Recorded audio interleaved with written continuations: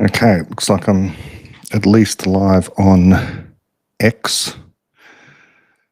Am I going on YouTube? Oh, it's fun setting this up.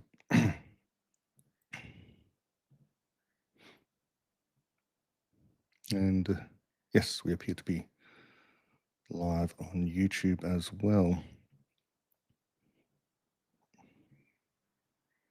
Great.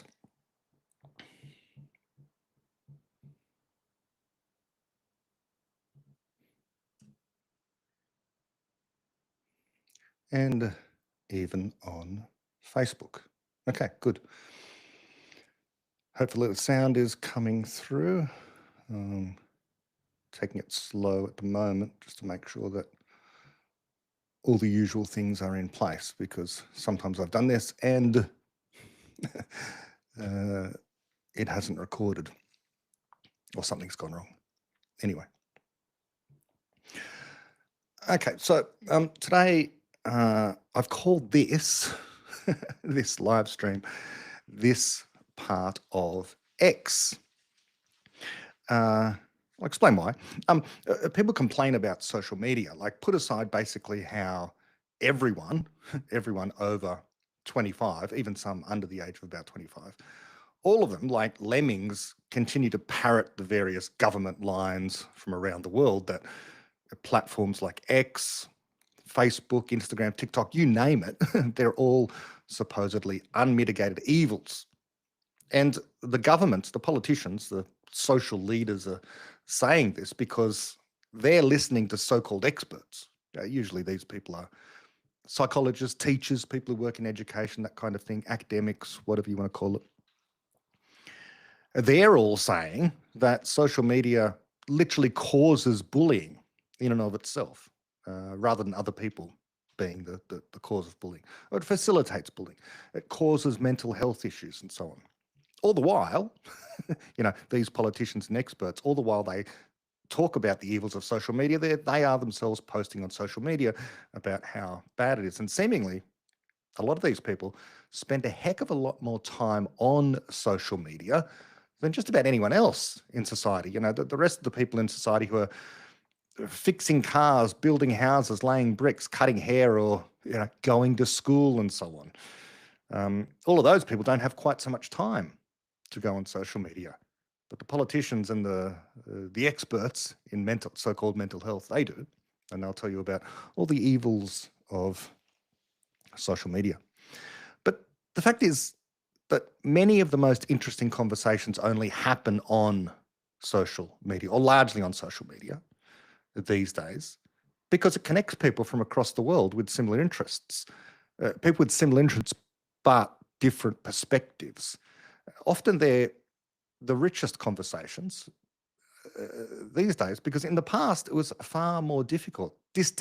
Physical distance was a barrier.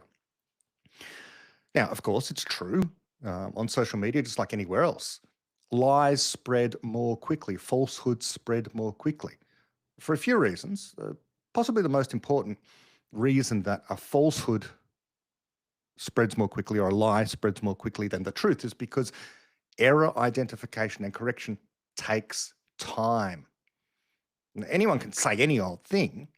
That takes no time, whether it's true or false. But if it is false, as it usually is, it takes time for people to clean up the mess once you've made it. In other words, to identify the error in what you're saying and then correct it. The second factor is, of course, there are many more ways to be wrong than to be right. So it's very difficult to be correct because, well, a hard to vary explanation, a good explanation, is difficult to construct. Robust explanatory knowledge is hard won, but lies and fiction and made up stuff, well, anyone can invent that. And I suppose the third factor is conspiracy type thinking, falsehoods, mythology, all that sort of stuff. The UFO, UAP thing that keeps on cropping up. The government is hiding aliens, all that sort of stuff, which refuses to die, and all such conspiracy theories, some benign and some very harmful. Well, people find them fun. and engaging and interesting for various reasons. So they're attracted to that kind of thing. Their critical thinking skills aren't particularly well honed. You'd think that people these days, with respect to the UFO and UAP thing, would have kind of given it up.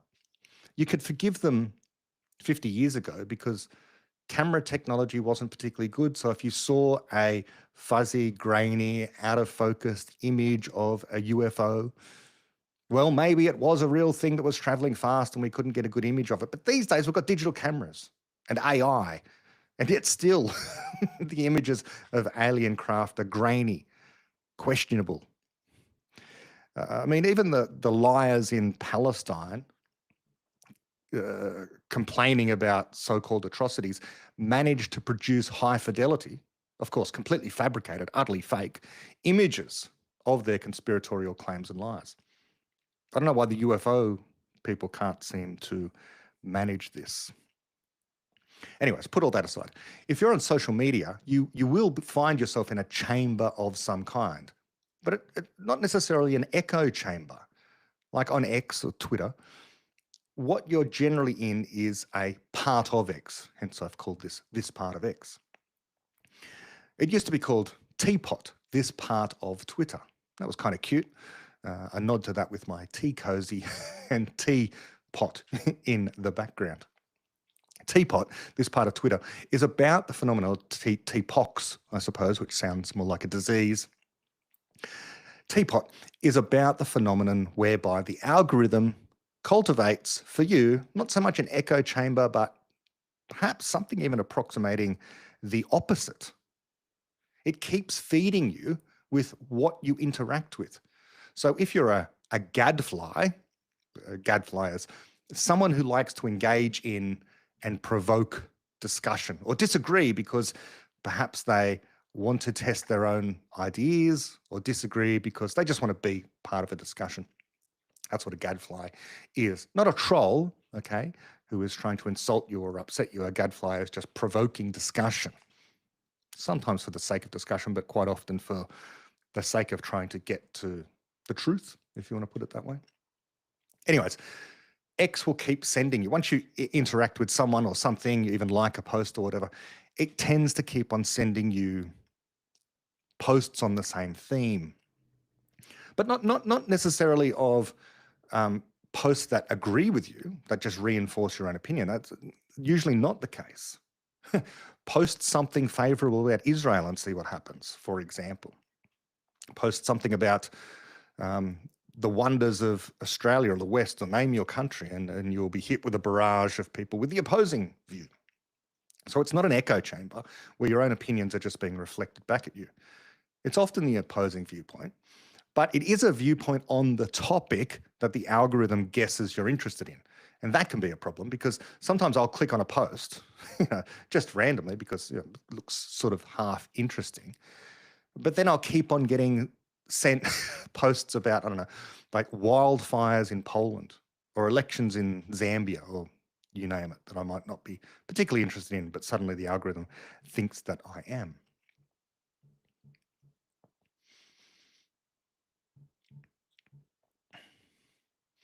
And sometimes, I would personally like to get more posts about what's happening in quantum computation. What's the latest there? I have to go searching for it. And even when I do, it's like it doesn't continue to feed me that. So the algorithm is sometimes fast to learn some things, slow to learn others. But in general, on X, I have to say, it's pretty good. So I'm going to go through some topics and posts that I've found interesting over the last, I don't know, maybe week or so. The first thing I'll mention is a postscript on the last time I did this thing, which is namely do a live stream, just 2 days ago now. And I spent a lot of it talking about Richard Dawkins. And, I praised Richard Dawkins there, as I did, in fact, in the last Talkcast episode. The last Talkcast episode was almost entirely about the selfish gene, that part of the 4 strands at the end of the fabric of reality that discusses the selfish gene. So I've got almost nothing but praise in general for Richard Dawkins. But, he went viral. He did go viral. And he went viral because he published an article in Unheard. He published 2 articles in Unheard. And it got a lot of pushback, let's just say, because he seemed to be saying, in part of the article at least, something quite strong about the consciousness possessed by a particular LLM, Claude by Anthropic. And so I thought, this is interesting. Let's go to the article and let's read the article, as I do. Okay, read the entire article and listen to the person in their own words. Because everyone seemed to have an opinion on this. Some people were saying, Richard Dawkins is completely wrong. Richard Dawkins is a fool. And I thought, well, that's obviously not going to be the case. Richard Dawkins is not a fool. And some were saying, Richard Dawkins is right.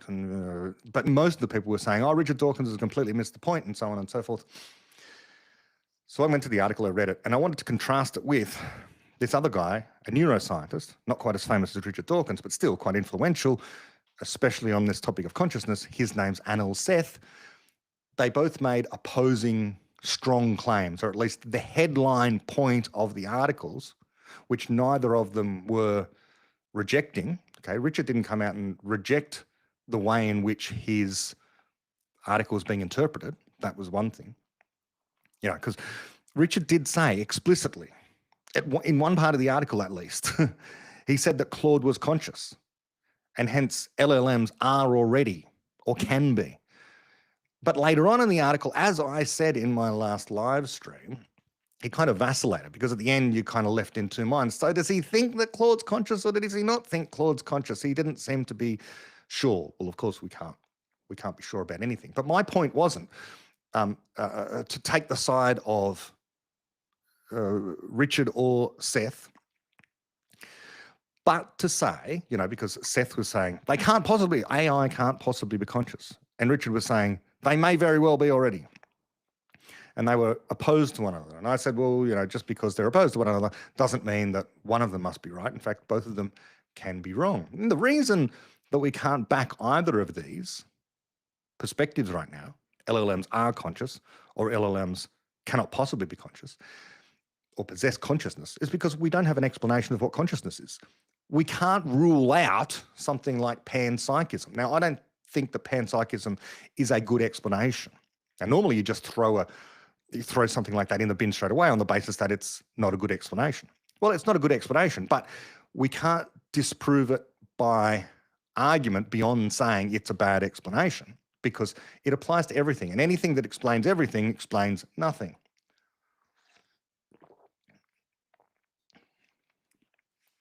A lot of people don't know where to draw the line. I've talked about this recently. There's it's a fashionable perspective now. People who have thought it through, as many of us did, as teenagers in some cases, thinking, okay, I'm conscious. It seems to me as if gorillas might be conscious, and dogs might be conscious, and cats might be conscious, and rats might be conscious. Where do you draw the line? Did you just get less and less consciousness? Is it just things with a nervous system? Well, then that's the problem as well, because does that mean a single neuron is conscious? What if you cut the neuron in half? Is half of it conscious, and so on? So you get this, it's kind of called the Sorites paradox.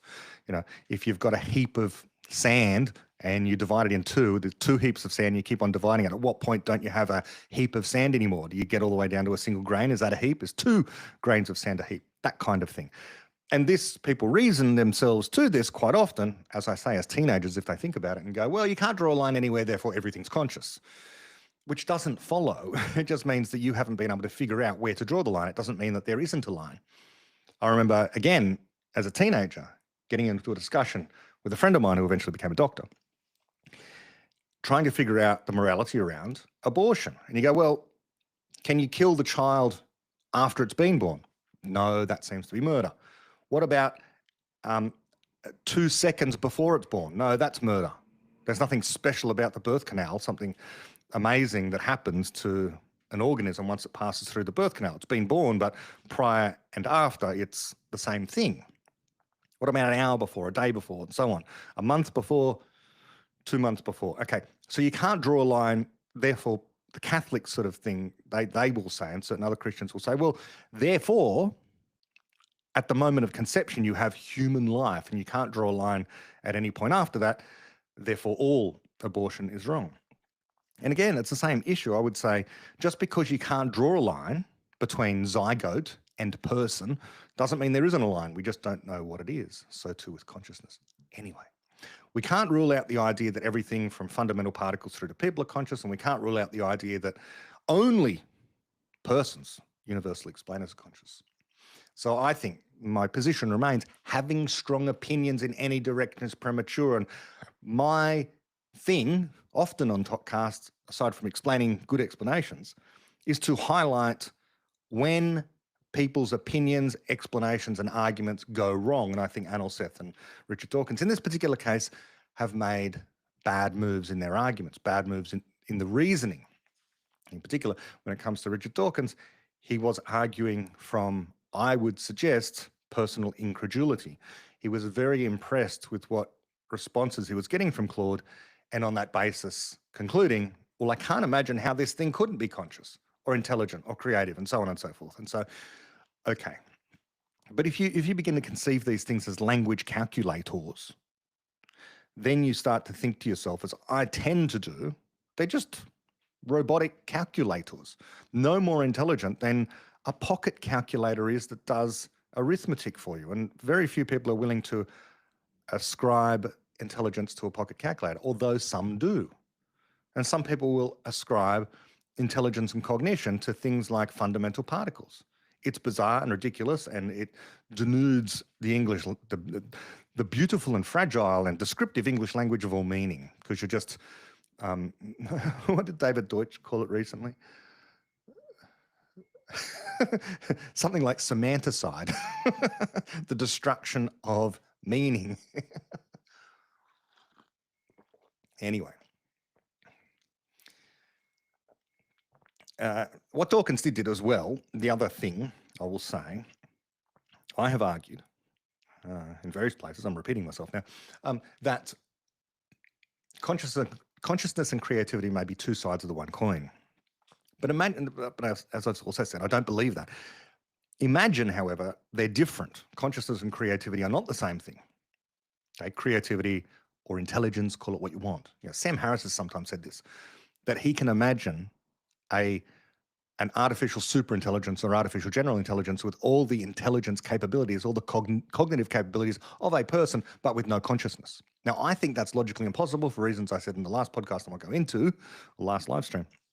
But in any case, Dawkins was interrogating Claude, the LLM, with lots of questions that seemed to be getting at the heart of whether or not it was creative and responding like a person with the full mental capacity of a person. He wasn't interrogating consciousness, and you can't, because there's no test for consciousness. He was just using creativity, the impressive apparent creativity of Claude, as a proxy for consciousness. But to say that they're necessarily linked, well, that's a substantive theory, and you'd have to explain why they are the same thing, that testing one and having the thing pass the test for one, by the way, he's getting it to pass the Turing test, right? He's getting it to pass the test of, can it deceive a person into thinking that it is a person by engaging in a conversation? Okay, so conversation is the metric. And then using ability to engage in a conversation as a proxy for intelligence, as a proxy for consciousness. So there's this chain of reasoning that Richard didn't really spell out. He just assumed that everyone else is also assuming. Okay, but I'm not assuming that. I think these things are separate. Well, three possibly quite distinct things. The ability to have a conversation, which LLMs can have. Intelligence of the kind that human beings have, explanatory universality. And then consciousness. Three things. The first two, I would say, we know they're not the same thing for various reasons. Second two, maybe they are the same thing. I don't know. Anyways, people kept telling me in response to my live stream, I think because I titled it something or other. I just wrote a random quote or something, and so they read the quote, and then they kept saying to me, "Well, you're taking him out of context, or you're not quoting him properly." even though in the actual live stream, I read paragraph after paragraph of what he actually wrote. But this is de rigueur on social media, I suppose. It's exactly the same issue that Richard himself talks about in the preface to The Selfish Gene that I read recently again, where he says, well, people just read the title and then take him to task over it. And just today, someone else was tweeting out that Richard Dawkins shouldn't be listened to on the topic of consciousness because his whole career has been centered around anthropomorphizing things from the gene onwards. Which is the most ridiculous. If you know anything about The Selfish Gene, it's the most ridiculous criticism. He spends a long time in the preface onwards addressing the claim that he's anthropomorphizing genes. He is not. He is not. He's explaining. He explains very well what he means by selfish gene. And it's got nothing to do with the kind of selfishness that can be attributed to people.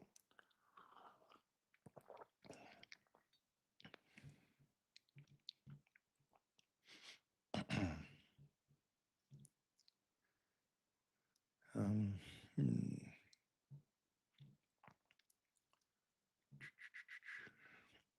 Feel free to ask questions as I go along on whatever platform, but if you're on YouTube, it's particularly easy.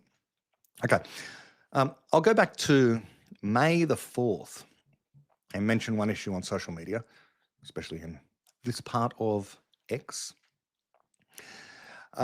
Seemingly every intellectual discussion, but especially certainly every debate that I see these days, recently, maybe the last year or something, there's lots of public debates going on, which is great. More discussion, please. That's great.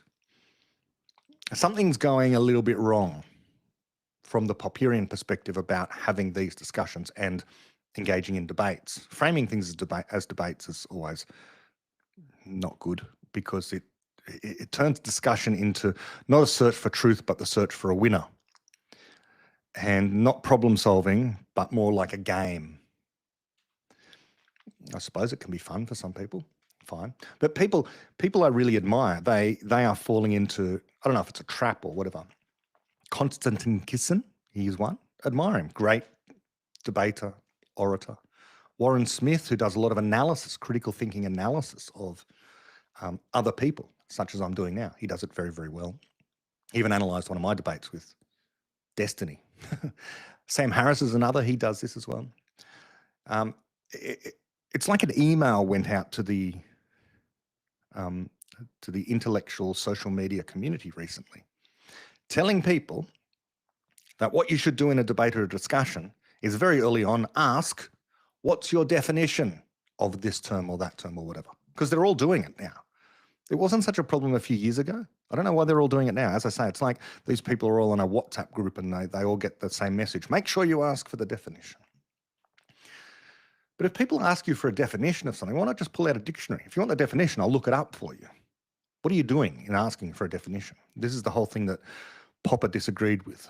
He wasn't a philosopher of linguistics, but almost everyone else is. Almost everyone else. They're very focused on definitions. Ayn Rand is focused on definitions, even though she's not a linguistic philosopher. Wittgenstein is, and all of his his legion of students and followers and so on. If you ask for a definition, well, what can happen if you ask for a definition in a debate? Well, what happens then? Well, firstly, you might disagree with the definition, or if you give the definition, the other person might disagree. There might be disagreement about the definition. And then the debate goes nowhere. You just start debating what the words mean, and no progress is made.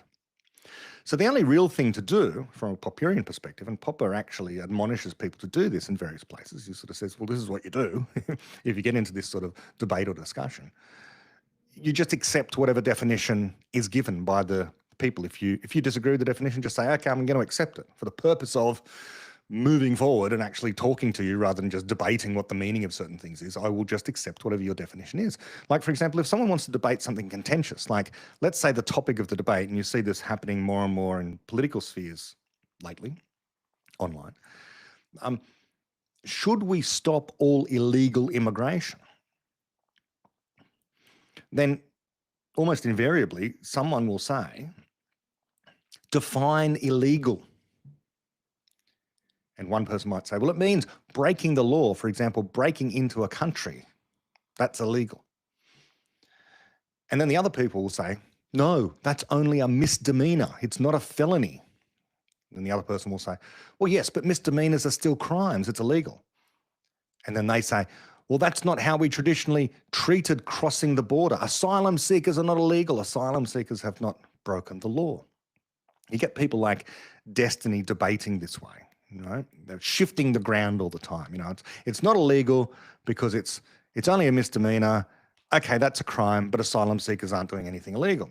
So you never actually get to talking about the topic, about whether or not the policy of stopping illegal immigration is a legitimate one, or whether there's a better one out there than the existing policy and so on, because you're just debating the word, just debating what does it mean to be illegal, and going down all these rabbit holes. Well, what's a misdemeanor and what's a felony and what's an asylum seeker and so on. So let them have whatever it is. Discussion should be about finding the solutions to problems. So identifying what the real problem is helpful. Never mind the words. I would say that this would be the Popperian prescription rather than the linguistic one. So in this particular case, you could ask something like, well, okay, I'm concerned there are too many people entering the country without going via the official channels. There exist official channels and too many people are not coming via the official channels. And the other person might take an extreme view and say, I'm concerned not enough people are being allowed through the official channels. Okay. And then we have a deeper discussion, right? Then you go sort of a level below what the topic is. Well, if we disagree with government policy, what should we do? What should we do with respect to immigration? Let's talk about that. Talk about how to change immigration policy. And the first person might say, well, how we should change it is to protest and break the law if necessary. And you might say, well, shouldn't we try voting out the existing government first and getting the policy changed that way, and so on? And so eventually you'll find agreement somewhere so you can move forward and then get back to the original topic, which is about immigration. But if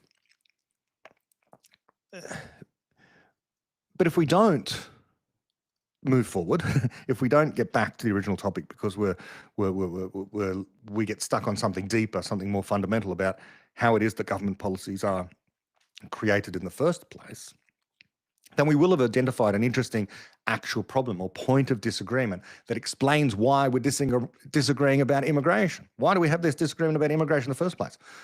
It turns out it won't have anything to do with something like, it might have something to do with something like migrants, but it could have something to do with something deeper about the very purpose of government or why we have nations at all.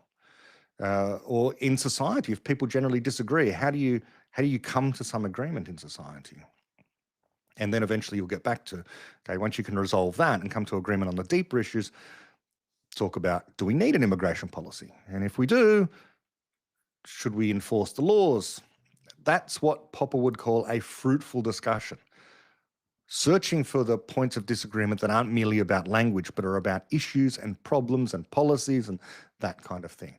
So sometimes I just think that people are talking past each other because they think that, having defined their terms, that's it. They regard an argument as something like putting a puzzle together. It's a game of sorts where one side must win given the rules of the game, and the rules of the game are what definitions both sides have already agreed with. And let's see if our definitions can justify your side or justify my side.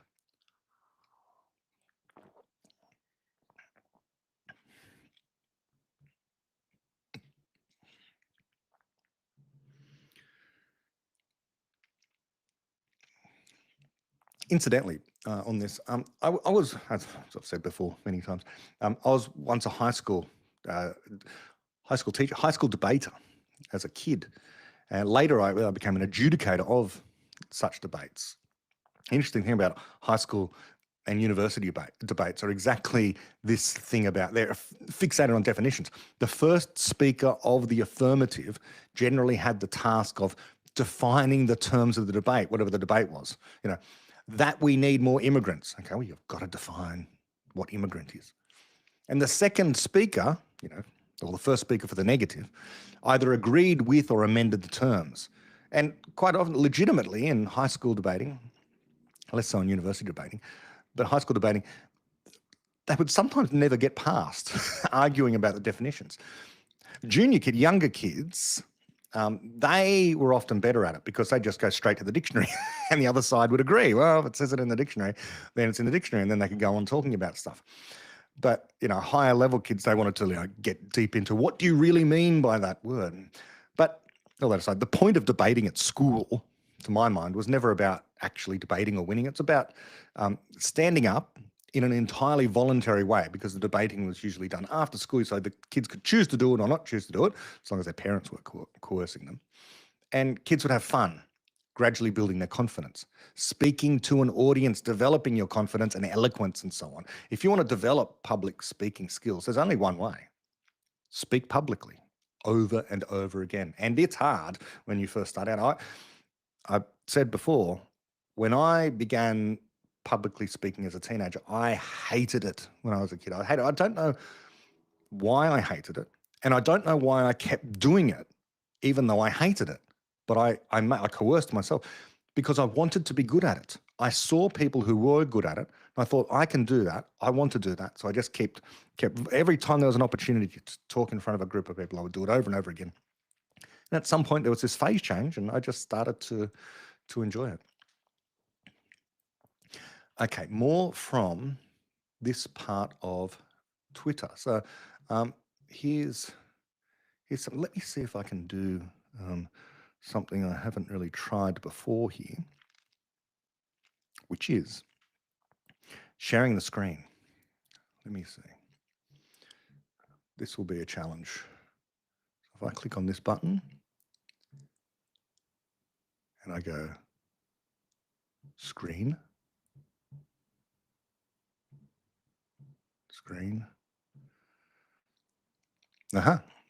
Can I still be heard is the question. I think I can even put myself there. Let's see. All right. Yeah, so this was back on May the 3rd, and an article went around where astronomers have come up with a new doom, a new reason to be scared of the world. Scared of reality, scared of technology. The astrophysics community, once again, racing to frighten the inhabitants of Earth. And this one is the crash clock. And the crash clock is a paper that was published by a group of astrophysicists who, as always, ended up producing an image that looks like this. You see these images. I remember, and as I said in this thread here, somewhere or other, when I was at university and I worked as a science communicator, and I was part of the astrophysics department, and aside from showing people the telescopes and stuff, we would, on a screen, have an image generated by NASA of all the satellites around planet Earth. It was back in the late 90s. Weren't as many back then, but still a lot. And you'd still get a picture that kind of looks like this. And it looks for all the world like, we are just surrounded. There's this cloud of satellites up there. But of course, the dots are never to scale. That's the first thing. The dots are never to scale. And if they were to scale, you'd never see them because they're so tiny compared to the rest of the Earth. But anyway, the other thing is, even if they did crash, even if the worst happened, what they're worried about is, right?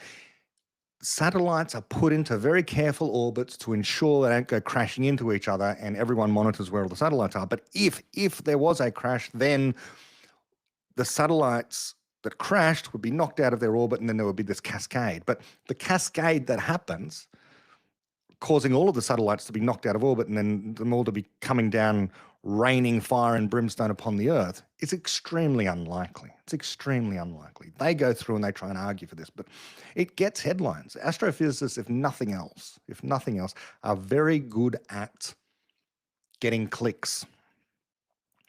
because they can talk about stuff like this.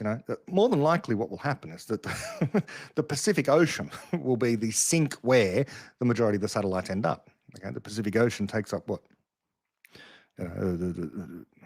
Almost 40% of the surface of the Earth. All the oceans take up what? 60 something percent, 70% of the Earth. So a satellite that comes crashing the Earth more than likely will crash into the ocean, or a forest, or a desert, or something. It's highly unlikely to hit a city. And anyway, it'll probably burn up on the way in. So yeah, I guess the other worry would be you'd knock out all your communication satellites and the internet would go down and all that sort of stuff. But these doomsday scenarios, I mean, it's the worst possible case. Okay, worst possible case. Let's see if I can go back to where I was. Great. Okay. So let's not worry about the satellites. It's just the latest doom.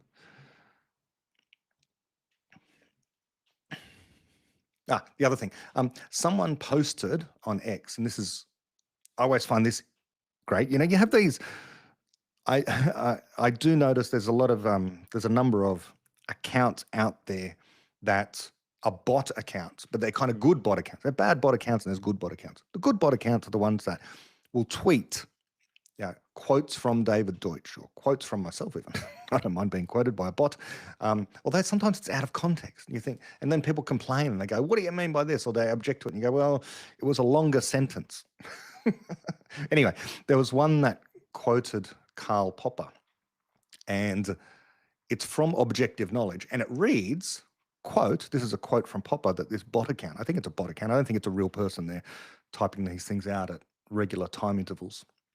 Anyway, the quote from Popper reads, quote, knowledge or thought in an objective sense, consisting of problems, theories, and arguments as such, in this objective sense, knowledge in this objective sense, is totally independent of anybody's claim to know. It is also independent of anybody's belief or disposition to assent or to assert or to act. Knowledge in the objective sense is knowledge without a knower. It is knowledge without a knowing subject, end quote. I mean, that is a distillation of what I think is the deepest contribution to epistemology that Popper has. I know that other people said, well, no, his deepest contribution was the concept of a problem. Yes, okay, that's it. But I think he's the first person and only person. I mean, lots of people talk about problems. Okay, everyone talks about problems. But the fact that we begin with problems, okay, we'll begin with theories and then we notice problems with theories. And anyway, I think this is a deeper, more revolutionary, if you like, change in epistemology. Because every other philosopher, from the ancient Greeks onwards, thinks that knowledge is about what goes on in people's brains. That's where it begins and ends, so to speak. And the stuff out there is like the products of knowledge. But no, Popper says, and I say, and I think David Deutsch says as well, and knowledge is in those objects. Knowledge is very much in those objects. And we know that because you can reverse engineer our technology, for example. But also you can analyze it as an object out there. You can look at a book and you can analyze the knowledge that's in the book, the claims that are being made, independent of what anyone thinks about those things or believes about those things. That's a separate issue. What I like to say is psychology as opposed to epistemology, which is all very helpful and useful and whatever. But because knowledge is instantiated in objects, it requires a physical substrate and has physical effects. Ultimately, I think epistemology has to be absorbed by physics. There will be a physics of epistemology at some point in the future. This is because of what David Deutsch says is the totalitarian nature of physics. It tends to envelop everything over time. Physical chemistry kind of reduces to matters of particle collisions. Doesn't mean there's not emergent laws. There are, but you can talk about the physical laws that govern chemistry. And one day we'll have a more refined, constrained understanding of the physical laws that govern the creation and growth of knowledge. It's something I'm trying to work through myself without much luck so far, trying to figure out the principles of knowledge creation, what knowledge is, and so on. Making any original contribution is very difficult, though. What else has been going on in this part of X? Well, a very important thing that happened back on May the 2nd. If you have not seen it, you must find it. The physicist Brian Greene interviewed David Deutsch, and I think it's an excellent interview, one of the best ever with David Deutsch. And I have seen a lot of interviews with David Deutsch, a lot of great stuff. I'll just mention one thing that's worth tuning in for is their discussion on free will, David's articulation of free will. Free will as emergent and, importantly, explanatory. He was getting at this notion. He didn't put it in these words, but this is what I'm getting out of it. And what I've said before many, many times. A thing exists insofar as it appears in our best explanations of the world. If you need to explain why it is that a person is doing things and why things are appearing, you're talking about the creativity of people. Why they choose this thing rather than that thing, there's no point ascribing it to either unconscious forces or the laws of physics themselves, or everything's in the Big Bang. I think David said, well, we don't want to say that Einstein's creation or discovery of the theory of general relativity is in some sense the responsibility of the Big Bang. No, it's the responsibility of Einstein. It's Einstein's genius, not the Big Bang's. You could say that about everything. It's non-explanatory. So you have to invoke Einstein in explaining where general relativity come from. Now, what is it about Einstein? Well, his creativity, his choice, his free will. And free will means that he is choosing to create something. Now, I love this, the putting it in terms of knowledge creation. I think that's the best way to go. You would sidestepping the issue about determinism. You can have the universe is deterministic. There's no way around that. So how do you, within that, account for literal creation? Well, it just is the fact that people create stuff. Creativity is a mystery, but it's real. I mean, after all, the universe came into being. You should be able to accept that the universe came into being. It wasn't there at some point, and then it was there. So too with general relativity. Wasn't there in any form, then it was there. This is the act of creativity. In a similar way, people making actual choices. It's the person, the human being who's responsible for the choices. Humans, people, they're a catalyst of a kind, I like to say, but not quite. A special kind of catalyst. And catalyst might not be the right word. I think I need a new word. Again, something I'm working on. I've been thinking long about this. It's one of those things that people say, what keeps you up at night kind of thing? Well, it's what I think of as I fall asleep. I keep thinking this thing that there's a constructor theory of information, a constructor theory of life. Is there a constructor theory of knowledge? Well, I've been trying, but the problem is that the constructor itself, like a catalyst, is itself unchanged by the transformation. But with a mind creates explanations. It transforms things that aren't an explanation to things that are an explanation. It seems to me that's a bit different because the mind is changed by the transformation. You don't have the knowledge, then you do have the knowledge. You create knowledge, but the act of creating the knowledge changes you. In a sense, you're both, as a human being, as a person, you're both the constructor and the product of the constructor. Anyway, I've got all sorts of disorganized thoughts about this that I'm slowly refining. But I just want to reflect here that on the free will thing, that's really what we're talking about. The uniqueness of people is deeply centered on us as entities that generate explanatory knowledge, and explanatory knowledge changes the world. We're like a catalyst, but we're changed along with the world because we're part of the world. We're part of the causal chain. But that doesn't mean that we aren't ourselves causes. We really exist, we really change the world, and we choose to change the world. We choose to find the solution. We choose to create the knowledge, or we don't. And that's what free will is. So, some people really struggle with it. They're already committed to a particular vision. Like they've got blinders on and they go, I already know everything there is to know about free will. Free will or determinism, exclusive or you can't have both. because they think that free will must be this libertarian free will, which is a mystical kind of a thing where it's an uncaused cause. Now, I could even almost defend the uncaused cause here, because I do think that creativity is genuine, and that creation is genuine.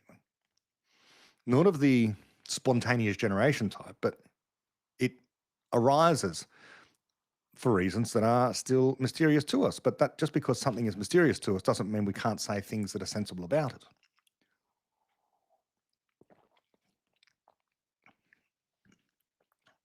Another podcast worth getting hold of if you can.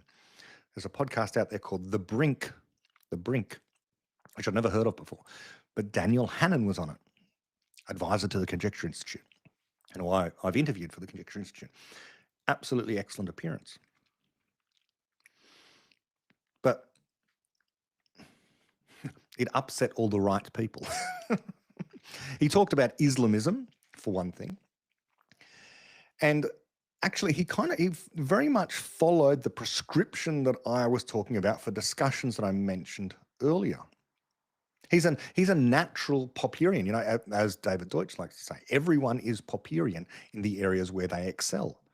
And there are very few people in the English-speaking world as good at discussion and oration in general as Daniel Hannan. And so he's talking about what lots of people are talking about, especially in the United Kingdom, the rise of Islamism and the rise of Islamic violence, in particular against Jews. And we have the same problem in Australia, and it's unfortunately going around the world. Anyway, what Daniel Hannan did so well was that he wasn't deeply invested in the distinction between, well, let's define what we mean by Islam and Islamism and so on. He was interested in the deeper issue. Namely, would any of this be an issue, this Islam issue? Would it be an issue at all in Britain, in particular, Australia, anywhere else, if our societies weren't so pathetically weak and lacking in confidence about our own values and society? So forget so much about looking at them all the time, the people that are coming in. Look at us and what we've done wrong. By we, I don't mean the people that have constantly, like Daniel Hannan, Douglas Murray, various others who are standing up and have been singing from the ramparts for a long time and saying, hey, we're doing something wrong here.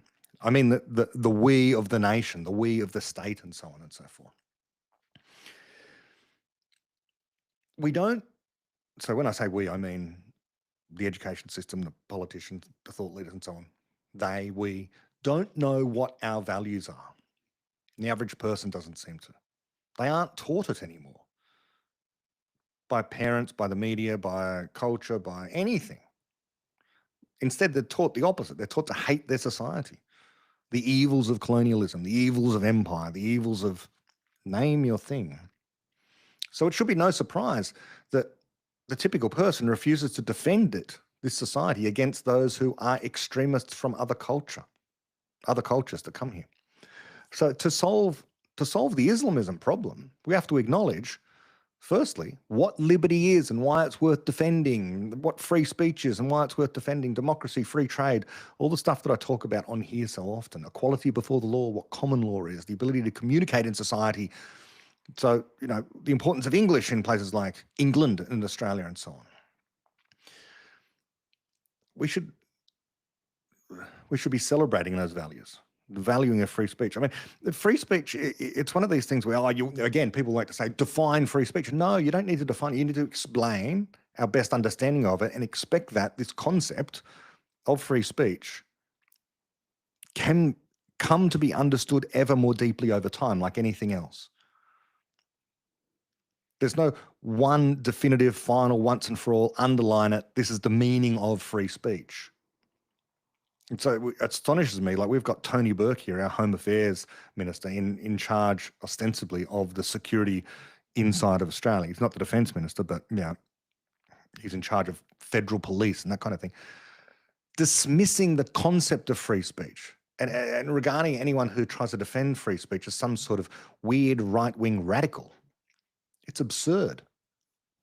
Politicians in the English-speaking world not caring about free speech and denigrating people who do care about it.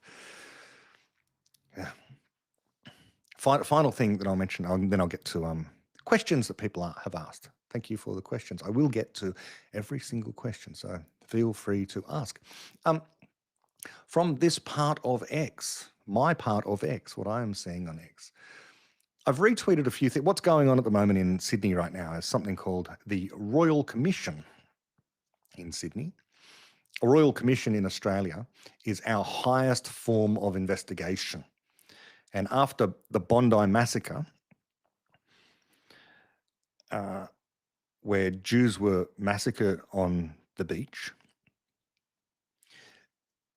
many people wanted a royal commission, and the government were extremely slow. They said, no, it's fine, a police investigation will do. And many people were saying, no, this is a very serious problem. This is so serious it needs to go beyond just a police investigation.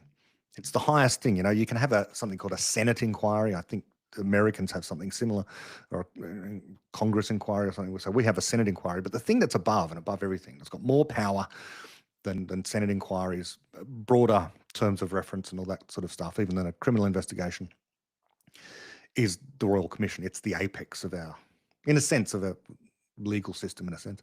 You have lots of lawyers, ex-judges, police. They call witnesses, ask for testimony, contributions, and so on and so forth about important issues. Well, this one's only just started. Ostensibly, it was motivated by the massacre of Jews on Bondi Beach. And so what's happened? Well, as I say, it's only just begun, but you're getting harrowing testimony from Jews in Sydney about anti-Semitism and what they've experienced. But unfortunately, the Royal Commission terms of reference went beyond Bondi. Okay, it was supposed to find out why Bondi happened. What were the failings politically, legally, policing, security, all that sort of stuff. It broadened out to be all of anti-Semitism. Fine, most people were okay with that. But then it became anti-Semitism and social cohesion. Social cohesion. Weasel word for we know what. It's whataboutism. If you're going to talk anti-Semitism, well, what about the other stuff? Islamophobia. Now, that's a huge problem, right? So it's distracting from what should be a laser-like narrow focus on anti-Semitism. And then beyond that, on Bondi. So our terms of reference have been broadened out and diluted, I would say. And as well as that, the head of the Royal Commission isn't someone, okay, the boss of the whole thing, the Royal Commissioner. The person at the top wasn't exactly the first choice of many people who had an interest in this, in particular the Jews and people who support Jews in Australia.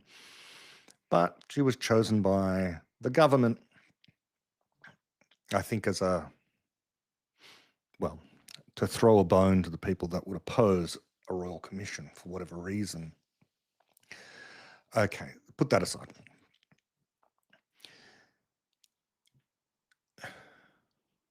And put aside the fact that Jews get massacred on the beach at Bondi, and the immediate reaction of many, if you ask for an investigation into that, including our government, is to say, what about Islamophobia? Putting that aside.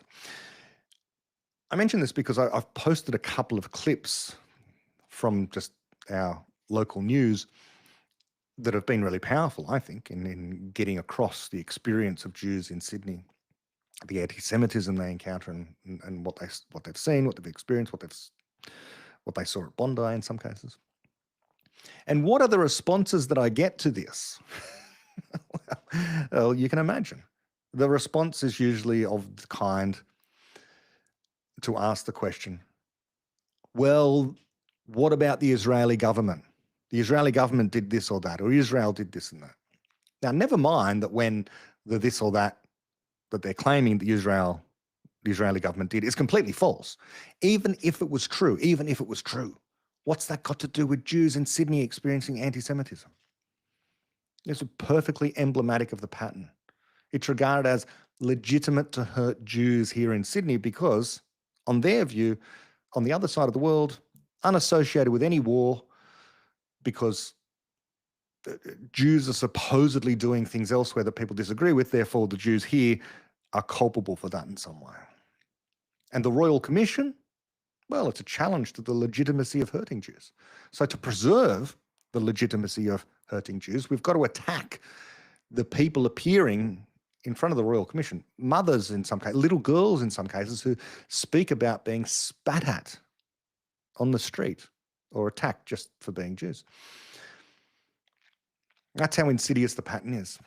Why is the pattern so insidious? Because it really is a bizarre compulsion. And I think, it's a fraction of a fraction of a fraction of a percent of people that have heard about it, let alone understand it right now. It's difficult to get your head around. I've said before, I did a course on this. I think it's the only time David Deutsch formally taught a course. It was via an organization called the Institute for the Study of Global Anti-Semitism and Policy. It's an online group, ISGAP. You can look it up. Type in ISGAP David Deutsch and it will come up for you. And I did the course went for some weeks with David effectively as one of the lecturers, alongside Richard Landis, who's a historian. You can find him on X as well. It took ages for it to sink in with me, what the pattern is. It's a very bizarre thing for this meme to infect almost everyone's mind who has ever even heard of. If you've heard of Jews, even if you've never met one, if you've heard of Jews, it seems that as soon as you learn about Jews as a young child or something like that, as soon as you learn about their existence, you simultaneously learn that it's okay to maintain or preserve the fact that it's legitimate to hurt them. That's the way David puts the pattern. The pattern is the compulsion to preserve the legitimacy of hurting Jews. I did a video on it once, but it didn't land with many people. I doubt much of what we are saying about this over and over again for the last few years is landing at all. It's like a drop in the ocean. I'll say it again. We are, all of us, not merely subject to, but carriers of and potential promoters of this meme, this compulsion. The best defense of the pattern, David has said, are the institutions of the Anglosphere. Criticism, self-criticism, rule of law, equality of the law, equality before the law, all men are created equal, all that sort of stuff. But it's a little bit like, acid and base. They can neutralize each other, the Anglosphere and the pattern.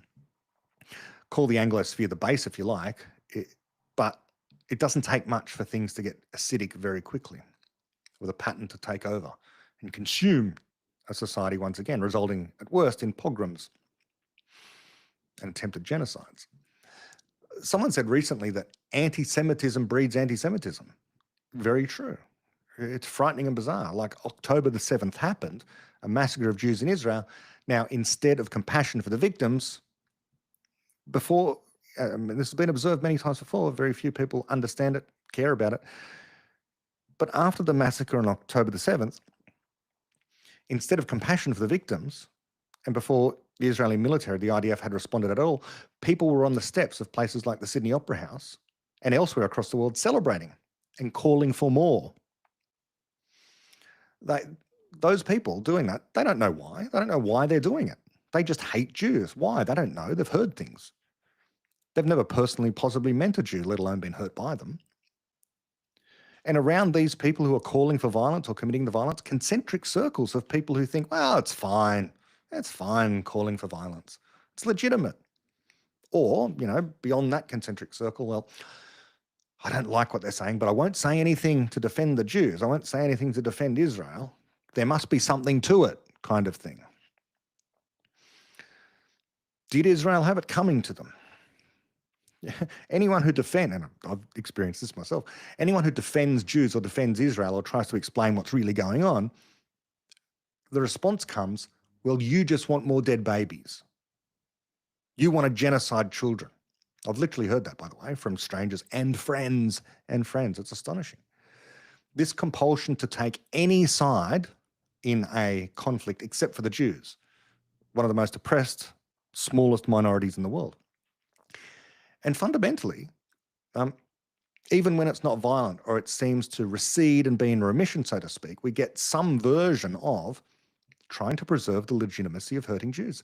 Some people might never hurt a Jew themselves, but they will say, well, everyone kind of knows that Jews are greedy or sneaky. They'll say things like that. And you think, well, if they inherently are, if this were true, it's not true, of course, but if it were true, this would preserve the legitimacy of hurting them. If a person is greedy or sneaky, then you should confront them, shame them, hurt their feelings. All those tropes about Jews are on a continuum. Even when it sounds kind of good, it's still, there's a sting in the tail, right? There's this thing that goes around, and again, it's evolutionary psychology, but even the positive parts of evolutionary psychology, when you think about it a little bit too much, you will, well, take this one. Jews are inherently smarter than everyone else, genetically. Just look at the results for Nobel Prizes or IQ tests or whatever. Okay, well, what's the flip side of that? Well, they're so smart, they can take it. They can take it, right? They've probably jiggled with the exam tests, and that's why they're higher. Smarter people are more resilient, so they can take it. They've got more Nobel Prizes maybe because the Nobel Committee is biased towards Jews and so on. So all that sort of stuff. You keep saying that Jews are smarter than everyone else, and everyone else will start to think something fishy is going on. So it's very... And it doesn't work with the Japanese, though, okay? They're not the same sort of thing. There's something dark there, even when there's praise,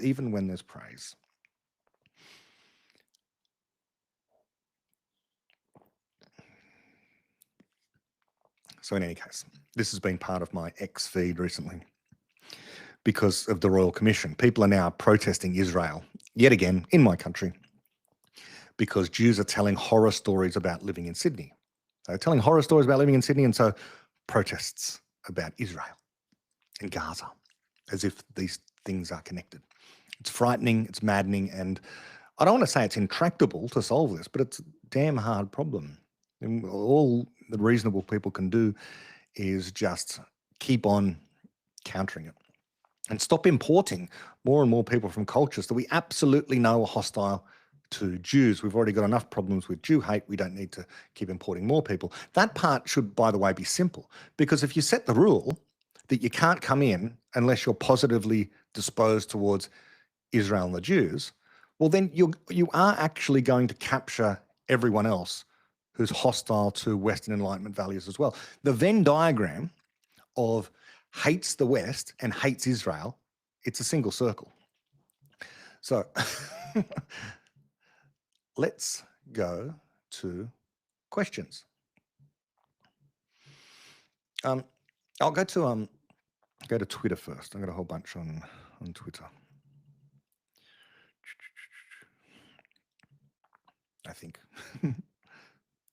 Okay.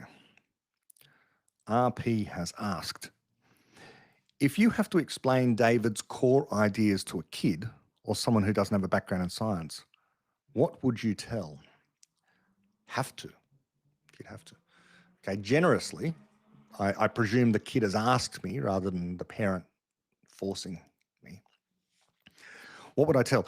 I think I would focus on how wonderful people are and how we should be optimistic about the future, because that, I think, counters the prevailing narrative they're going to get from everywhere else, especially if they're in school. If they're in school, they're going to hear the opinion that people are something like a virus, very destructive, polluting, that and you shouldn't look forward to the future because the world's going to be overpopulated, all that kind of stuff.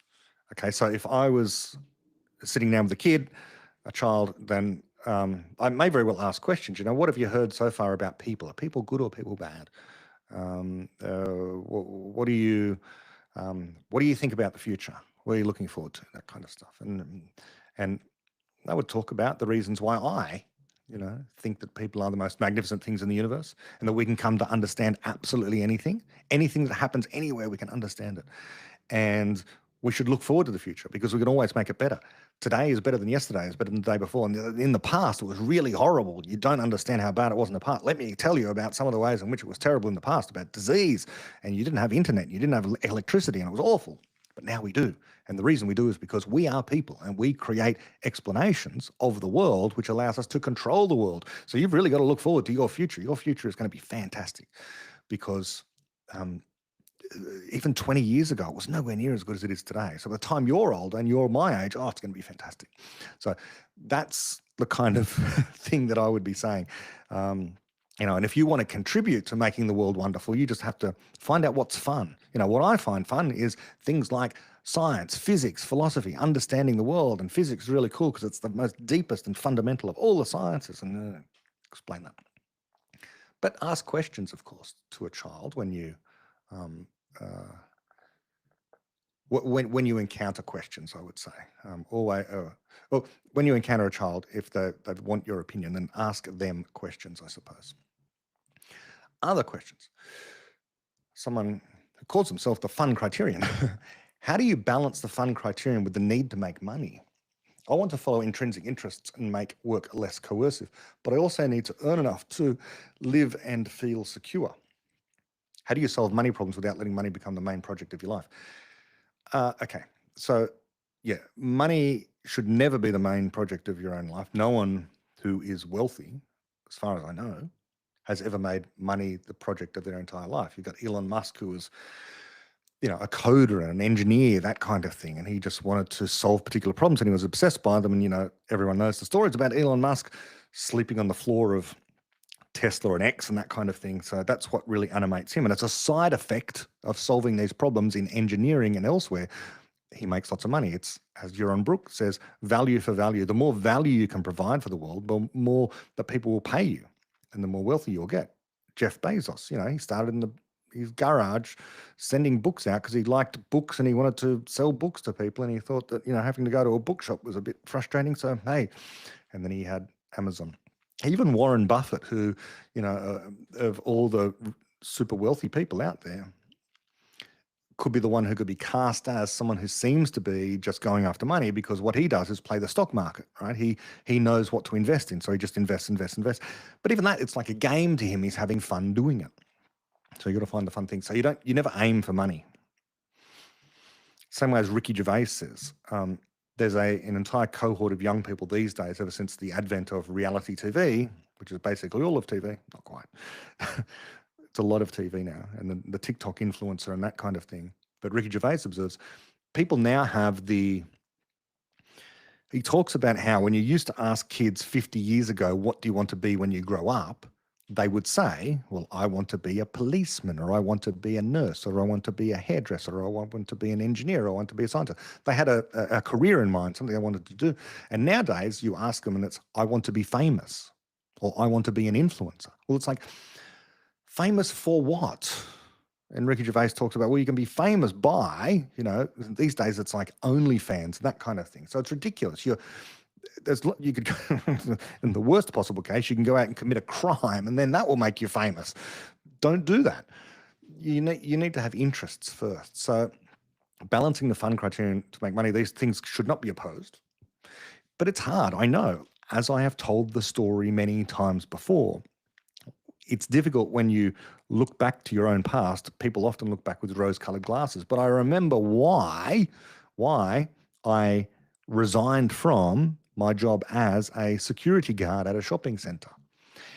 And yet I have fond memories of it now that I look back. From about the age of 18 through to 23, something like that, I was working as a security guard at a shopping center. But I was spending most of my time going to university and studying physics and philosophy and chemistry and maths and so on in my undergraduate. And it was, I remember it intellectually, it was hell on earth towards the end, because the hours were so long, sort of up early in the morning in order to get to university, which was an hour and a half away, at 9 o'clock in the morning when the lectures began, and just solid lectures except for a 1 hour break up until 4 p.m. or 5 p.m. And then from there over to the shopping center where I'd be a security guard for a few hours, come home in time to do a workout, have dinner, go straight to bed and do it all again the next day. And then Saturday comes where you think you'd have a day off, but no, often I'd be working then on the Saturday as well. And sometimes Sunday afternoon, I'd get to have Sunday mornings off. That was about it. And this went on for some years. I don't know how I did it. But I know I resigned eventually from the security guard job because it was just too much. And I realized life, there's more to it than that. So, but I was having fun at university, um, and making a little bit of money on the side. And happily, I still live at home with my parents, where I didn't have to pay quite so much rent. So you have to find the thing that's fun to you. And if you're, I think everyone, almost everyone, 99% of people, no, it can't be that bad. A lot of people are going to be at some point working in a job that they don't really like. It's not their dream job yet. So accept reality. Okay. Ayn Rand would, probably suggest that you just got to accept reality. Accept what reality is. You have to survive. So you have to make money. You have to have a job, make money. And then on the side, be doing the thing that you're really passionate about and have fun with. And then maybe an opportunity will arise. And you have to have an optimistic disposition to think that something will happen. Something will happen that will enable you to spend more time doing the things that you really want to do and less time doing the things that you don't want to do. Very, very few people are fortunate enough to simply be given money. Okay, you're just given money to allow you to do whatever you want all the time, or to get to a point of effective escape velocity where you can sit back and enter retirement. I'm not the person to ask about this, really, but go to Naval Ravikant's feed, his X feed, and he has podcasts on specifically this. So I would, he's the person that I would ask about this stuff, because not only is he wealthy, but he understands what it takes. And his pinned tweet is how to get rich without getting lucky. And then there is a podcast about it. Go to the Naval podcast, and he talks about this. He says, seek wealth, not money or status. Wealth is having assets that earn while you sleep. Money is how we transfer time and wealth, and so on. He gets. Now, he does say that later on that he changed his mind on what wealth is in light of what David Deutsch has said about this particular stuff. But he has ways of making money. And he's quite explicit there in his own podcast that it's not like this is always going to be easy. It's not always going to be easy. There are going to be times that are very difficult for most people. Yeah. So I don't have anything insightful to say about that. RP has asked, if you would have to give your kids instructions, tips on how to be happy, what would be on that list? Sometimes I think people are trying to trick me with these questions because obviously I wouldn't. The non-coercive approach and the approach to be happy and the fun criteria and all that sort of stuff is you don't give your kids instructions. Okay. You won't even need to give them tips, because you could ask them, what do you want to do? Just ask, what do you want to do? You're the facilitator. If you've got kids, you are the facilitator of their lives, helping them. Now, I was talking to someone recently about with little kids, it's pretty easy. They're naturally joyful. Don't get in the way of their joy is the main thing, I suppose. Finding opportunities for them to explore more and more and more, and just allowing them to experience the wonder of the world. When the kid gets older, and especially if the kid is in school, the actual experience that I had as a teacher was, you might say, well, teachers love to ask kids, what do you want to do when you leave school? What do you want to do when you leave school? Many know, but it isn't 100%. There is a significant minority, especially of teenage boys, who will answer the question of what do you want to do when you leave school with, I don't know. And if you follow it up with, so what are you interested in? They will say, I don't know. And it's a legitimate thing. And I think if I was to diagnose that, it's because their passions and interests have been quashed, and their curiosity has been quashed by the education system, by adults in their lives just denigrating what they are interested in or what they have been interested in, and possibly their social circle as well. A teenage boy might be interested in singing, and then he gets teased for singing, Or another one might be interested in painting and he gets teased for painting. And so it's kind of like they retreat. Or, one's interested in sport and their parents say, no, you shouldn't play sport. And or the teacher might say, oh, no, but you're good at maths, so you should do the math. And they don't want to do maths. So that's a real problem. And then that some of those kids have to rediscover what they're interested in because it's been killed in them. That's the thing. Kids, the younger the kid is, the less you need to worry about giving them instructions on being happy because they're natively happy in the same way they're natively curious about the world. It's like the difference between you shouldn't try and explain why a kid is happy, but you need to explain why the kid has become unhappy because something has happened because of adults or the wider environment that's caused that. It's not within the kid intrinsically to be unhappy. In the same way that intrinsically in the world, poverty exists. We don't need an explanation for poverty. We need an explanation for wealth. In the same way, we don't need an explanation for knowledge. For ignorance, we need an explanation for knowledge creation. Henok Worku has asked, off topic, but what's your argument behind maximizing non-coercion? Does it follow from Deutsch's work? I just don't see the connection, and I didn't find Ayn Rand's work persuasive. When you talk about politics, it's often about minimizing government coercion. You call taxes and welfare evil. Capitalism and economic freedom are great when they produce good results, but unregulated markets cause externalities and systematic risk. End quote. People don't actually provide quotes. It's one of my bugbears. And not just when they interact with me, but anyone. Like, you call taxes and welfare evil. I don't know if I did. I would defend that, but I'd love to have a quote of what I specifically said. That would be better. And all evils are due to a lack of knowledge. Okay, so the reason why we have taxes and welfare is because some people lack the knowledge of how to address the problems that supposedly taxes and welfare address without having taxes and welfare. So, for example, in a highly rational society, a much more rational and enlightened society than we have, we wouldn't need welfare. We wouldn't need it because people wouldn't be taxed so much. So we'd have a lot more kindness and compassion throughout society. But anyway, that's downstream of this idea of non-coercion. It's because coercion and reason are literally opposed to one another. The more reason you have, the less you can threaten someone. But as soon as you begin to threaten, that's coercion. Okay, much less engage in violence, but saying you can't do that. I'm going to stop you from doing that. The person's mind has been hijacked because now they can't do the thing. You're threatening them. You're saying if you try that, if you even experiment anything like that, then you are going to suffer the consequences. So that's the effect that coercion has.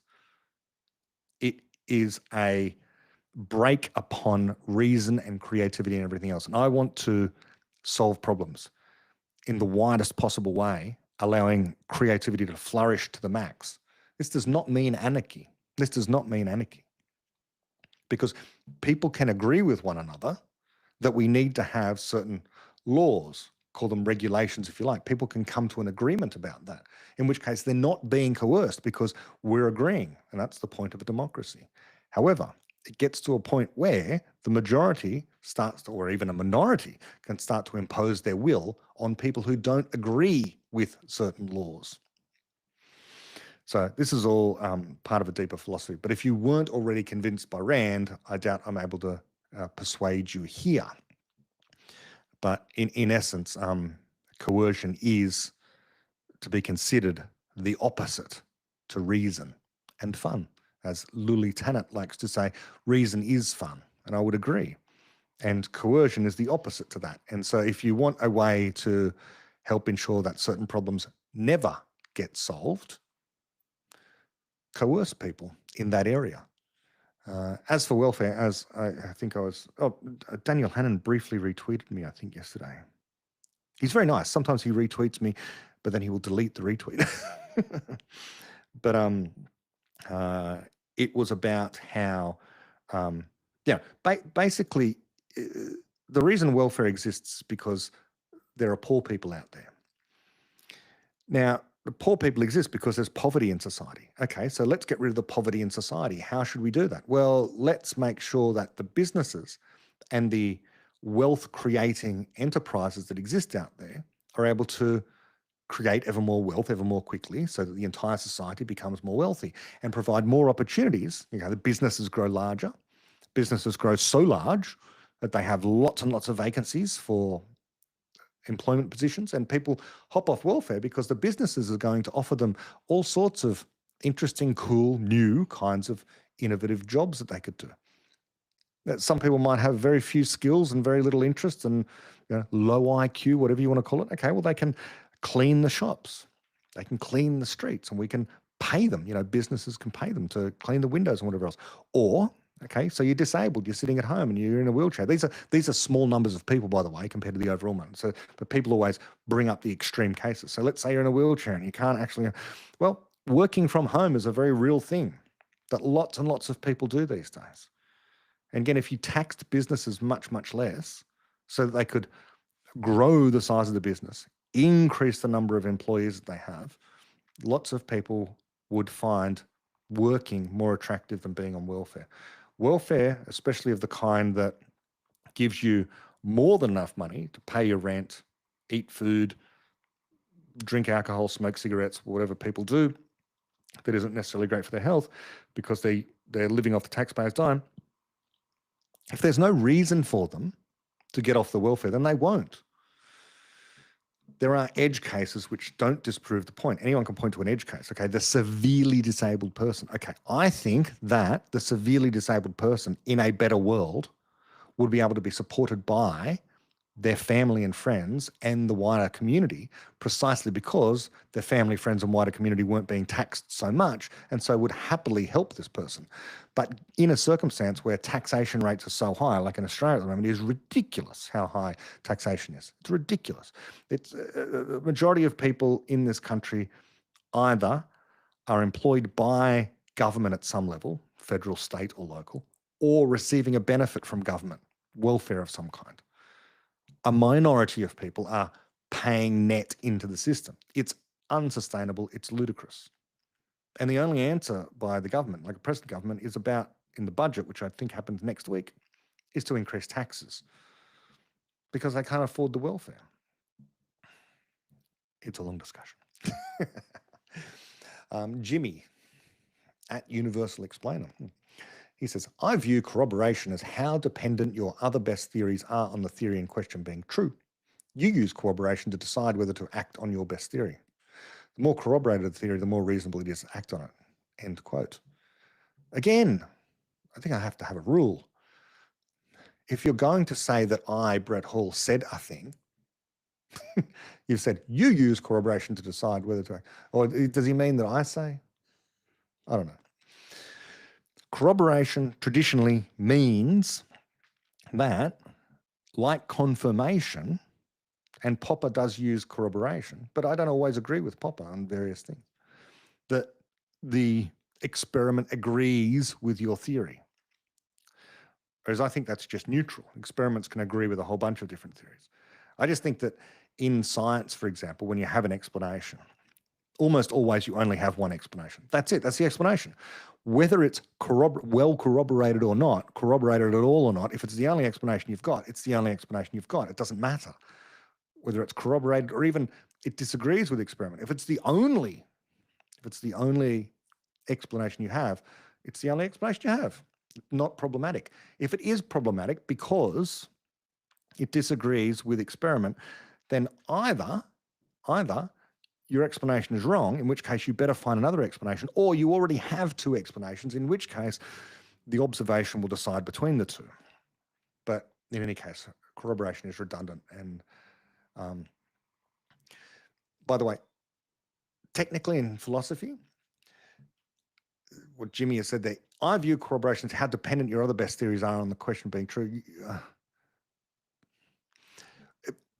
That's your other best theories, and your if you've got a theory of gravity and you've got theories of biology and computation and mathematics and whatever else, that they do not conflict with each other is known as coherence. They're all coherent, logically coherent. There's no contradiction between them. Jimmy's going to ask more questions, but I won't respond because it's difficult to talk in the abstract. I'd rather talk about very specific examples or instances of this. So what theory is being corroborated? Where is it? Why is this a problem? What problem are you trying to solve? Is there a problem with evolution by natural selection? Is there a problem with the theory of plate tectonics? What are we talking about here with theories? Jimmy does go on to say, your best theory might never change, but you still don't want to act until it's been corroborated to a certain extent. Well, that's completely false. If you've got a best theory and it's the theory about what to do, like, okay, here's a simple trivial one. This is why you need specific examples to draw on. Talking in the abstract just doesn't work. Here's my example. Your best theory might never change, but you still don't want to act until it's been corroborated to a certain extent. Imagine I've never driven from Sydney to Melbourne, and I personally haven't driven. I don't drive, but I've been in a car driving from Sydney to Melbourne. But imagine I haven't, and I plot a route to go there. Okay, there's various different ways you could get there. There's the fastest way along the highways, and there's the back roads and stuff, the more scenic route, and there's the coastal roads, so on. So I want to get from Sydney to Melbourne. It's about 1,000 kilometres. I've got various routes I could take.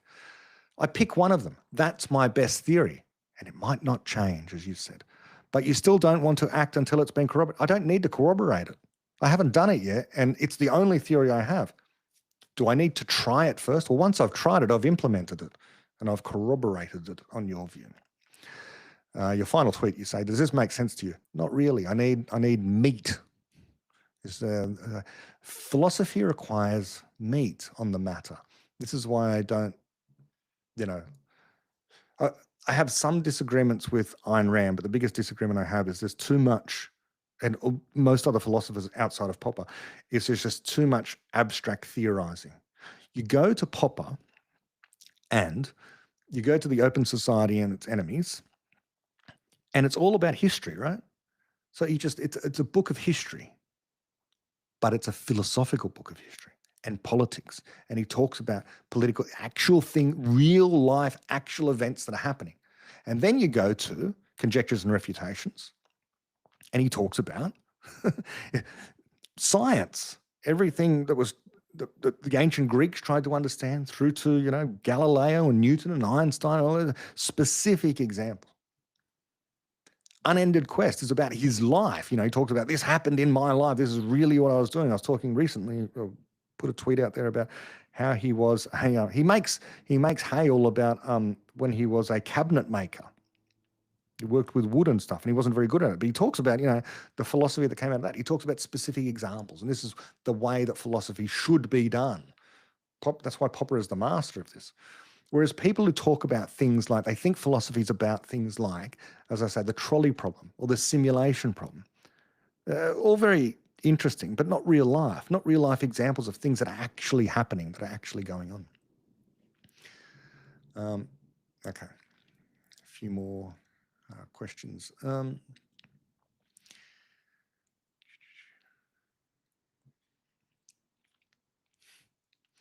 Fun criterion again.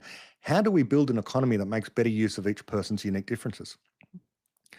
Stop asking how. I'm not saying to you, I'm saying stop asking questions like, how do we build an economy? We don't build an economy. Let individual people do their own thing and the economy will rise up naturally. It's an emergent feature of individuals pursuing their own interest. That question assumes a top-down authoritarian approach to things.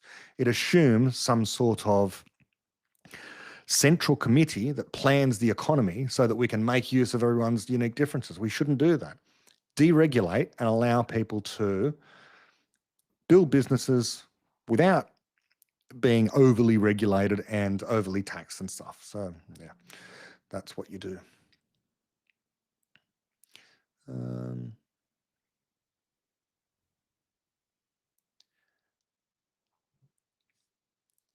Lee Gaines has asked, I know you get asked this a lot, but what are your top Karl Popper recommendations? I've already read Epistemology Without a Knowing Subject and Source of Knowledge and Ignorance, but I'm looking for more. Well, both of those are, of course, Epistemology Without Knowledge Without a Knowing Subject, Epistemology Without a Knowing Subject is from Objective Knowledge, and On the Source of Knowledge and of Ignorance is from Conjectures and Refutations. So read the rest of those books, I would say. I like Unended Quest because, again, it's his autobiography, so it's his fun book to read. I do like The Myth of the Framework as well. I've talked about that on Topcast. So everything. But I've always thought that Objective Knowledge is the best, even though it's not really a book, it's a collection of essays. But then this is true of some of Popper's other work as well. But read through Objective Knowledge. You've got the whatever it's called, Buckets and Clouds or something like that towards the end. The Searchlight as well is good. So read anything. Whatever you're interested in. Conjectures and Refutations is held up by people interested in science because it is so deeply scientific. So that's definitely worthwhile. Okay.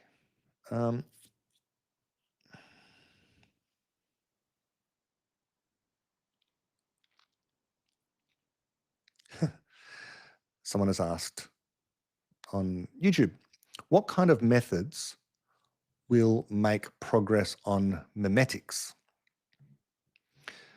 I wish I knew. Like, if I knew that, then I would myself be making progress on memetics, I suppose. I don't know. Yeah.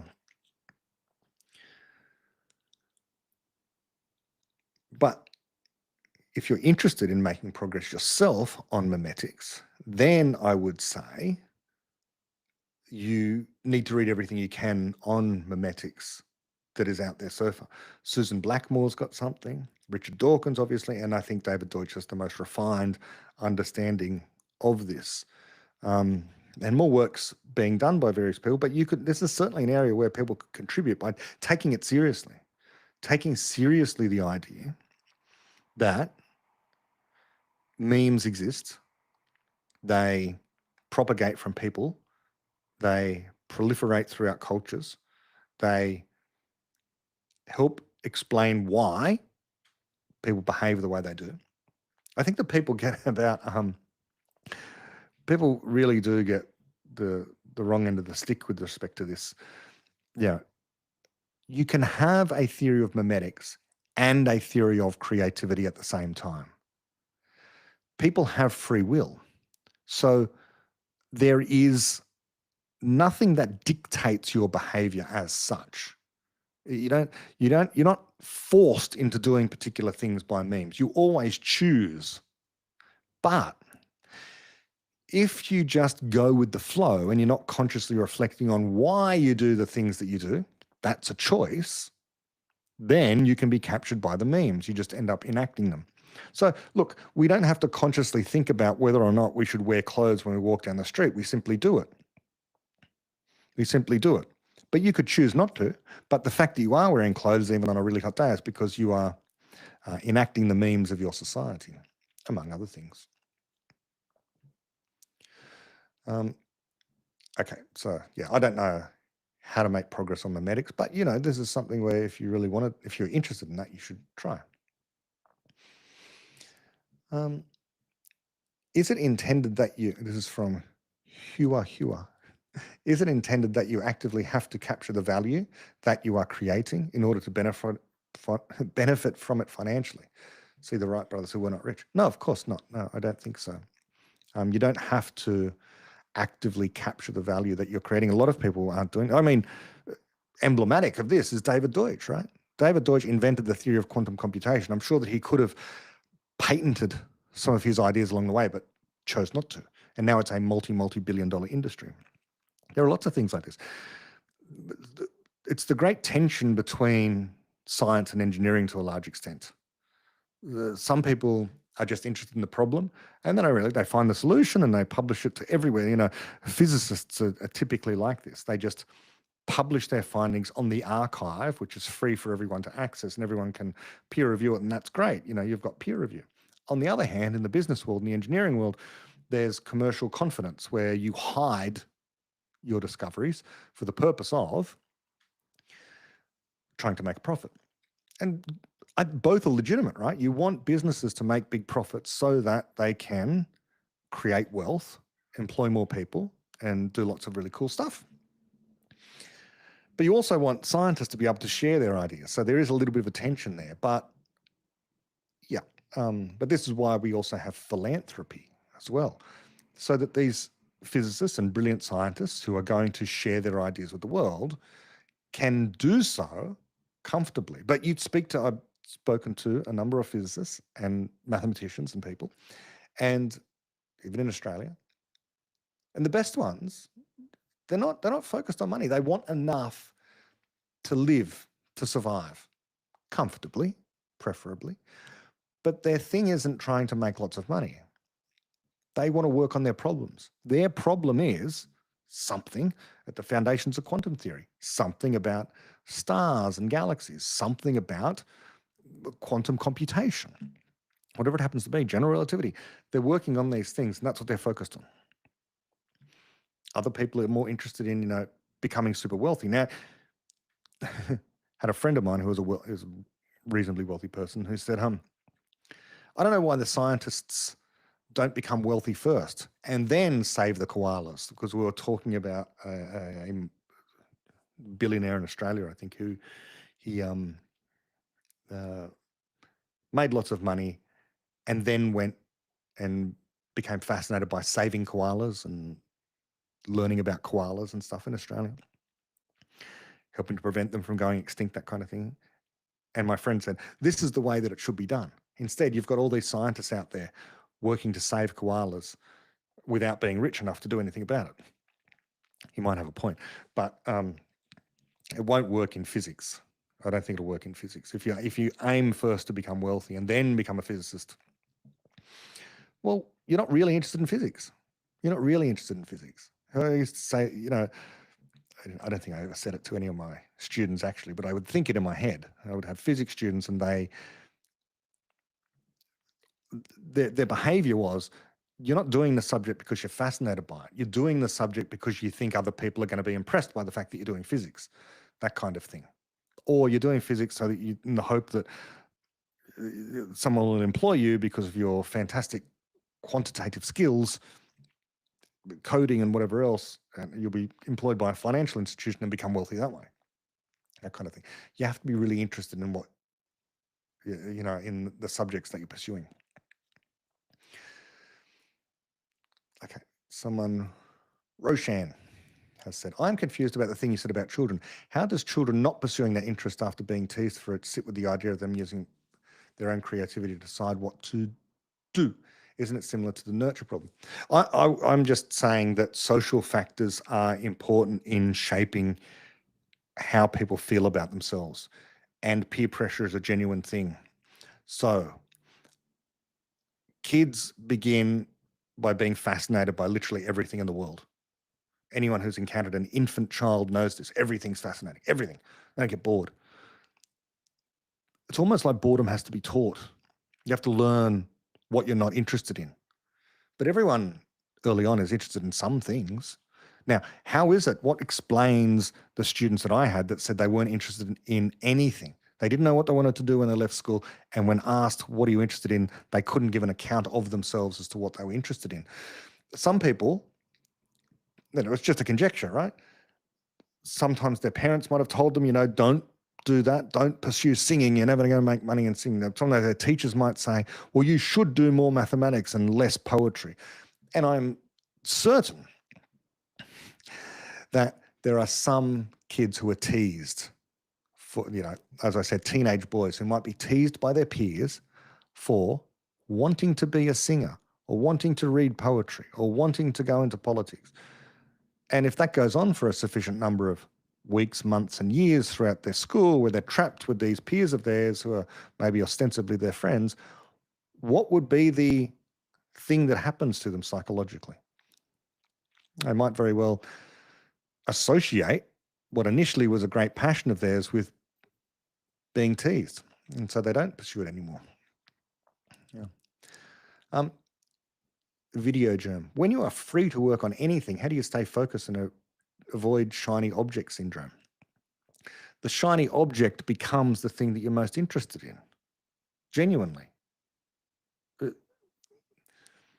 Um, but people who are given the opportunity to do anything, they're given that opportunity. Often they've worked to get to the point where they've given that opportunity, and once they have that opportunity, they're really going to run with it, and they're really going to pursue the thing.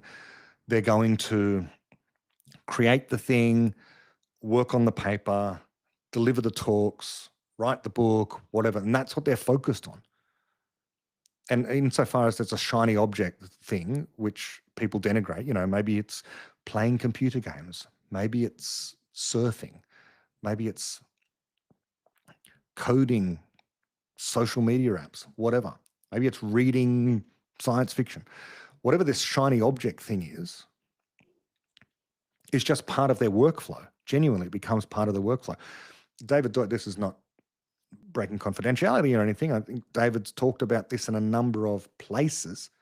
Yeah, he is a person that is living his day-to-day life as he wishes, and his work, he doesn't divide between, he said this in various interviews, I think it's in text somewhere or other, where people have asked him, what's your workday look like? And he says he doesn't distinguish between working on physics, working on his theoretical science stuff, and all the other things that he does, like watching television or whatever it happens to be. Because it all just fits together. It's all part of this having fun problem-solving exercise, and different things inform other parts of his life. And you can get clues from anywhere. You don't know where the solutions are going to come from. And if you're working on science in particular, or some sort of intellectual problem, anyone who's done this will know that if you're at a point where you've just been thinking all day about a particular thing, you're writing thousands of words down, the best thing you can do if you're kind of stuck and you're confused is go and do something else. And you find that, you listen to a podcast, as I often do, or you listen to music, then it appears. Many scientists, intellectuals, so on and so forth, know the experience of simply going for a walk, walking and thinking. Okay, learning the beginning of infinity, I reckon I learned a lot of it by sitting and reading it. I would read it on a train. I'd read it at home in a nice chair in the sun at my parents' house or something. But there was something special, and I've told this before, about listening to the audiobook version and walking for hours at a time, listening to the audiobook version.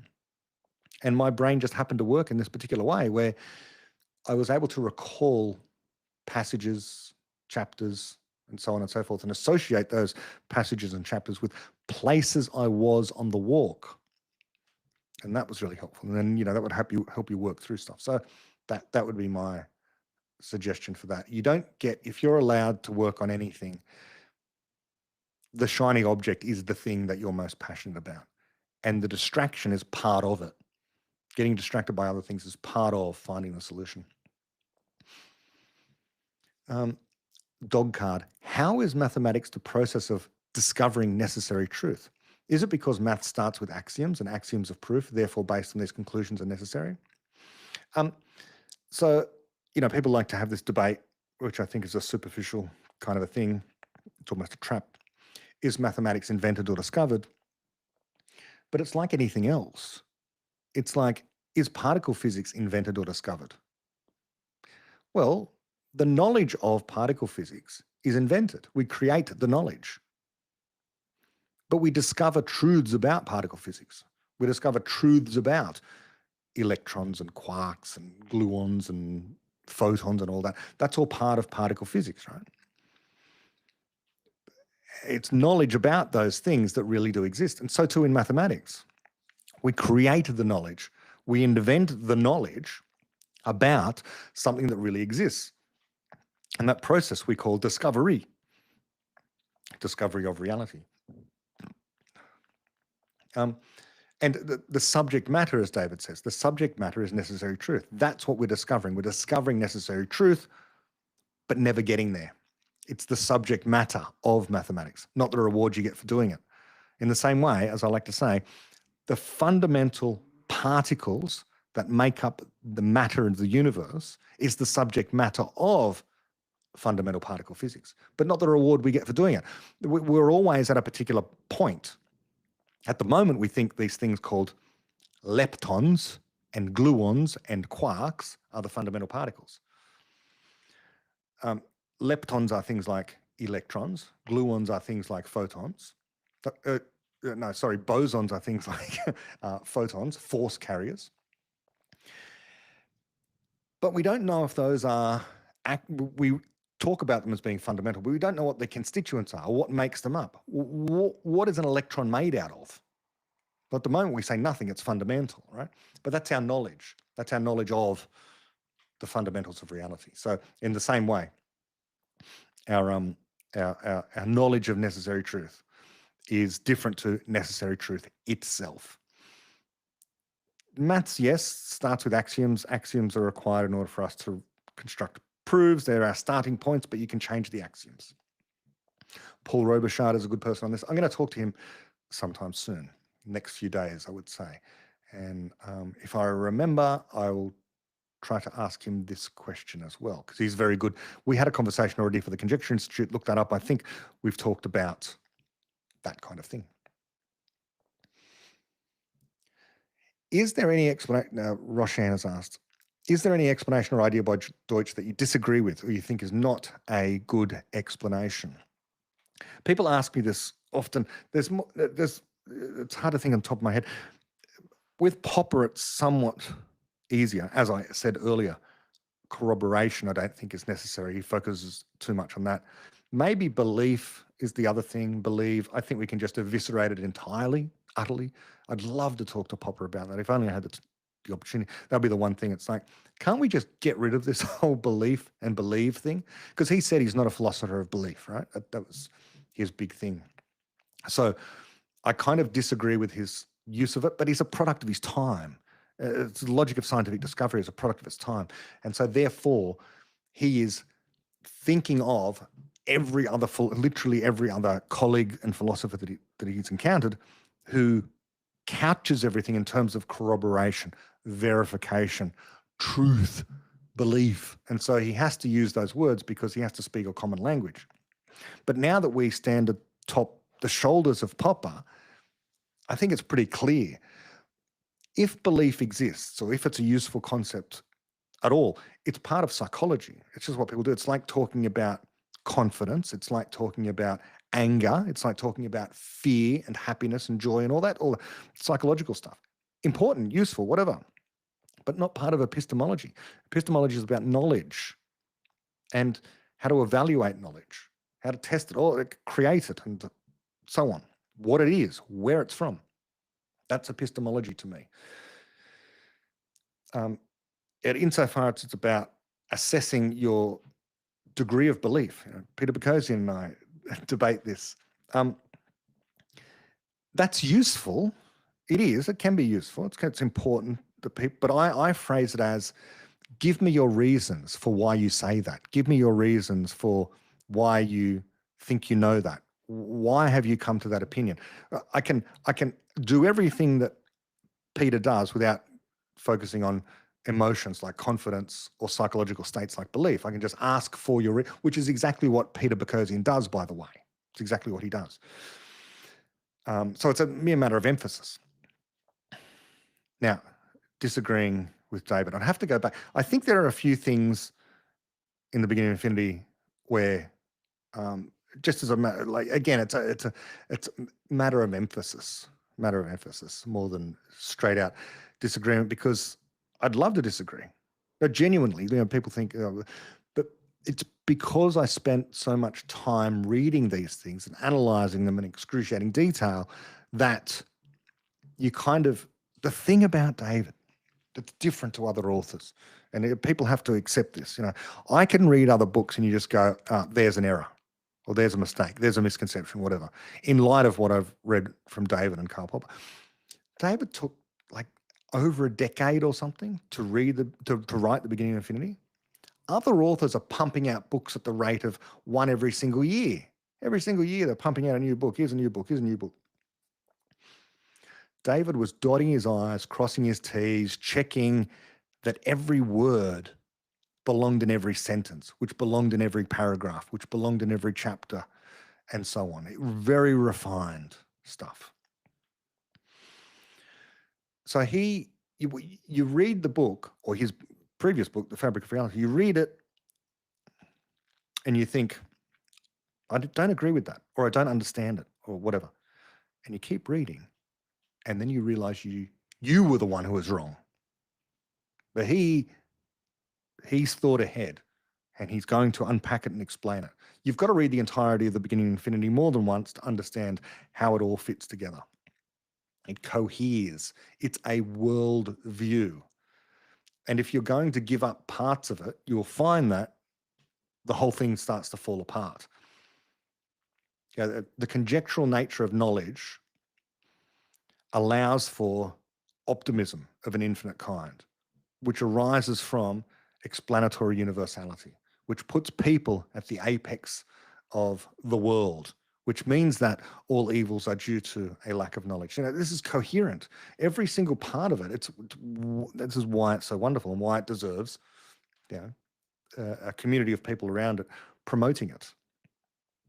It's not like, pick your other famous scientist out there who's written a book about quantum theory. It's very different to that. It's categorically different to that.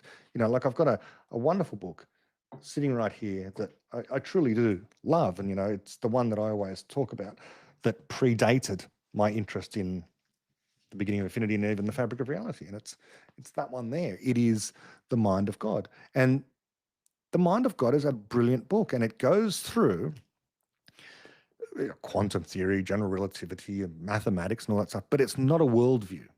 It's an overview. And you can find, I can't think off the top of my head now, what do I disagree with now? It's been a while since I've really interrogated it. But almost all other popular science books kind of are like that.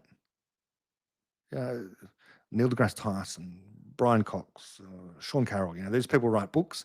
Great. They're not worldviews. They're just expositions of their understanding of an aspect of science without trying to put it in the context of this is how it fits into what humanity is, what knowledge is, what civilization is, how it is that society can run, and all this sort of stuff, and what we're doing as a species. Yeah. So that's what I would say. Like, what is not a good explanation? Again, I was saying this recently as well. It's nothing that's not a good explanation, but there's a lot of things in there that he points to that are solutions which themselves don't yet have good explanations behind them. For example, the one that I'm most favored by, and the reason why I wrote the book, right? A person is a universal explainer. Now, it's true, that's the solution to what a person is. Now, what is a universal explainer? Well, I can give you an account. It's that entity which is able to address any problem that is possible to arise in this universe and can provide an explanation of any physical phenomena. Okay, that's a universal explainer. Okay, how does a universal explainer work? Explain as an algorithm how to get a universal explainer. I can't. So there's no good explanation in the form of program a universal explainer. We don't understand universal explainers, but we do understand that a person is a universal explainer. That's a hard to vary criterion, which also goes to, I think his name's Dennis. He said, people, if you can't understand it, if you can't program it, you haven't understood it. But you can't program hard to vary, therefore you haven't understood hard to vary. No, good explanations are hard to vary. That is a hard to vary criterion of what a good explanation is, and that's what we're seeking. In order to write an algorithm which can assess whether or not a thing is a hard to vary explanation would require an AGI algorithm, because we're the entities that decide whether or not a particular explanation is hard to vary. So yeah.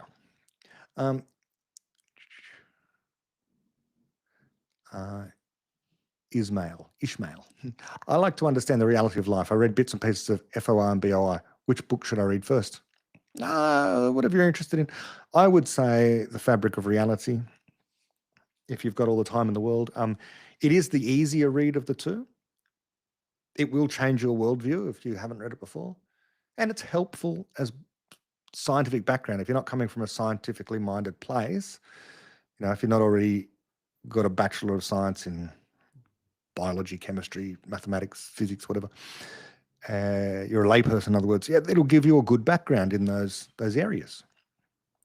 And then the beginning of infinity builds on it. As I like to say as well, chapter 2, Shadows of the Fabric of Reality, is the best exposition of what's going on in quantum theory, bar none, and I've read them all. And I will say this, and I think David has agreed with me, it is better than chapter 10, was it 11, whatever, the multiverse chapter in the beginning of infinity. The beginning of infinity multiverse chapter is wonderful, but only in light of taking your time to understand what he's getting at with fungibility. But for a genuine novice to this, it's very steep road to climb. It's a very steep road to climb. But if you've read The Fabric of Reality first, Shadows, then you can build on that with the multiverse chapter in the beginning of infinity, then that works better, I think. Yeah. Can you, Docard, can you define what is computation? What does it mean that any physical process can be computed? Computation is representing any physical, it's a representation of a physical process. It's an input that allows you to generate an output by representing physical objects. Like this, 1, 2, 3. Okay, so I've added this one and this one and this one to get 3. 3 things being added together to get 3. The physical objects are my fingers. So a computer is a physical object that can represent things that are going on in the real world. What does it mean that any physical... Well, so that's the really simple one, right? How many do you have when I do this? 3. I suppose my brain's doing the computation, but here's the representation of the 3. The 3 could be 3 sheep, right? There goes a sheep. There goes another sheep. There goes another sheep. How many sheep did I have? 3. All right. So that's the most basic of computations. But all other computations are kind of like that. They're kind of like they reduce ultimately to that. The motion of electrons around an atom, the motion of planets around the sun, even the goings on inside of a brain. Any physical process can be computed because a quantum computer has the same repertoire. What's going on inside the quantum computer with the particles moving around inside the quantum computer can be put in one-to-one correspondence with the motions of anything anywhere. That's David Deutsch's great insight. So whatever the motions are out there in the world beyond the quantum computer can be represented in the quantum computer so that you can have a prediction in principle of what's going to happen next. So, planets are moving around the sun with particular velocities on particular trajectories. You can input that into a computer and the computer can spit out where they will be tomorrow or at any arbitrary time in the future. So that's what computation is. Video germ. Epistemologists need to code. If you can't program it, do you really understand? Well, I just went through that. I don't think so. I mean, do epistemologists need to code? No. I mean, I did lots of coding at university. I find it all rather pointless. They made us do Fortran. But as I say, and I said last live stream, I did coding even in binary. Binary is the most fundamental of all. And then you can do coding in machine code. I think that what's more useful and more fundamental, and I also said this in the last live stream as well, and I was talking to Naval about this, and one of our early conversations was, I always thought that rather than learn to code, learn sort of, what would you call it? Organized thinking, or structured thinking, if you like something like flowcharts are really good. Here's where you start, and this is the next step, and this is the next step. And sequentialized thinking and just writing it down. That's what I was taught at school, and I thought that's really helpful. And then, of course, that helps you with coding to plan out how you think. That works. But this idea that we now all need to be coders, like in Python, whatever. I learned some Python. I didn't find it particularly helpful. But you don't need to know how to code now. Because as Naval has said, the vibe coding is a genuine thing. And I don't think we'll ever do away with coders, because you're always going to need, well, maybe you will. Yeah. But no. Epistemology, again, is about the creation of knowledge, what knowledge is, how to evaluate it, and that can be done via structured thinking. Any particular language of coding isn't necessarily going to help you to do that. Even if you're coding in binary or machine code or Fortran, God help you. Which is what astronomers, astrophysicists loved it for a long time. QBasic. Oh, I liked QBasic. And just normal basic as well. That was very easy to do. Yeah. Okay, I'm just about finished now. There's one final thing. How do I incorporate taking children seriously? Just by what the words say. If you encounter children, take them seriously when they ask you something. Just treat them like regular people, not like necessarily adults, because there's cultures, right? There's a culture, there's a way in which you interact with adults, especially if they're strangers, and there's a way in which you interact with children if they're strangers as well. There's a way in which you interact with family members who are adults and family members who are children, and that kind of thing. So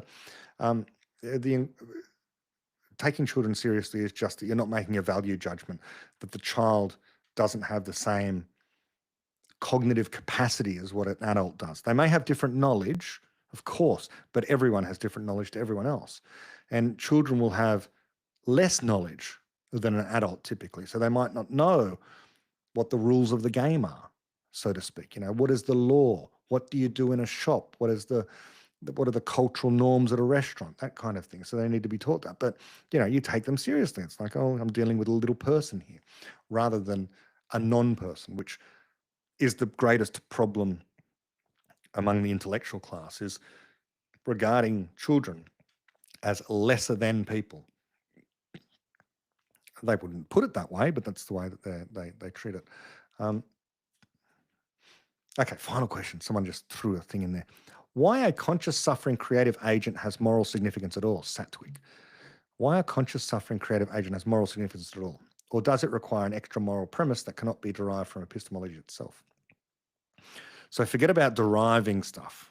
We want to explain stuff, and we don't need to begin with moral premises. My view of morality, recall, in line with David Deutsch, is what do we do next? What do we do next in any area, whether it's at the level of the intra-government, the UN kind of thing, the national level, the state level, the family level, the individual level. What do we do next? What should we do next? That's always a moral question. What should we do next? Now, given that that's the central question of morality, we want to have heuristics and critiques. So we can have moral theories like utilitarianism. We can have moral theories like deontology. We can have moral theories like obey the law. All of these things can serve as critiques of what should you do next. So if your theory about what you should do next is, let me go into the shop and steal bread off the shelf, well, you should not do that, because there's a critique of that. The critique is multifaceted, but number one, it's against the law. And that's a critique that should knock down that impulse in you to next steal bread. But also deontological, that's a critique as well. Stealing is inherently wrong. You shouldn't steal. Utilitarianism, if you steal, then the shop has to recoup that loss in some way. They would have otherwise made money from that transaction. They're not going to make money from that transaction, so they have to put the prices up on everything else to recoup that. So that's the utilitarian critique. So you critique it from every direction. But it doesn't mean any of those need to be a fundamental.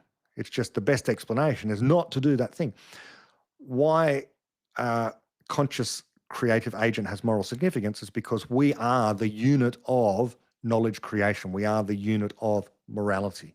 Now, I think Ayn Rand talks about this, is that the smallest minority is the individual, and it's the individual that is the moral unit upon which every other structure in morality is built. Well, thank you, Video Germ, who had said thank you to me for if these streams could become recurring things where we can ask questions. Absolutely. Questions ahead of time are always great as well. I really enjoy getting them ahead of time and being able to prepare. could prepare responses, I should say. Yes, this was just kind of off the top of my head, largely. Until next time, oh, hold on, we might have, um, was there any? No, there might have been some from Facebook. So apologies to anyone from Facebook if they asked a question. Um, yeah, okay, that will do me for now. Less. Until next time, however, which I don't know when that will be, I should really try to complete reality next episode. But until then, bye bye. Thanks for tuning in.